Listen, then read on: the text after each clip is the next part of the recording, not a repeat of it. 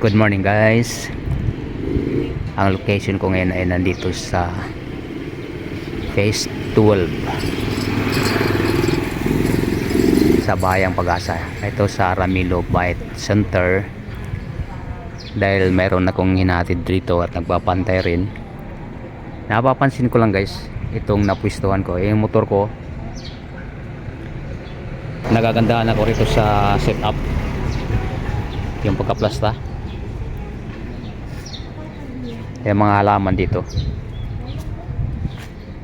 Iatas lang ako ng kaunti para makita natin. Ay, yung isa, yung ginagamit. Yan, ganyan. Mas mahal yun, no? Ha? Yan, talagang sinadyang lagyan pa ng bato rito. Yung ganyan.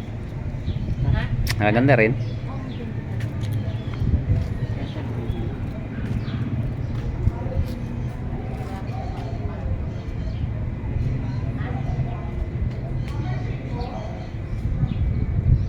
Yan, talagang may mga mahilig sa halaman.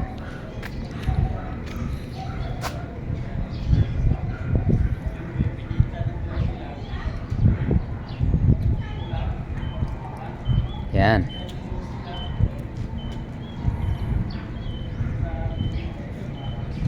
Good morning sa atin.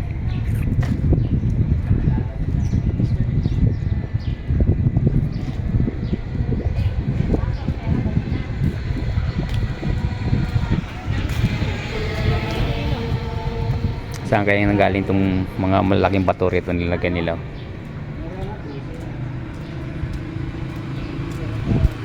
Wala pa rin.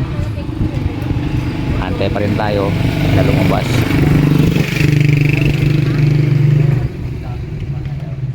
Hindi naman magtatagal yan guys, gawa ng walang ganong tao sa loob. Mamaya maya nandito na yan o lalabas na yan.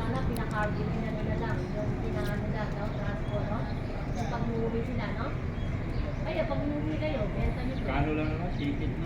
Ano lang, sipit lang din ng tao. Sa tao? Kaya, no?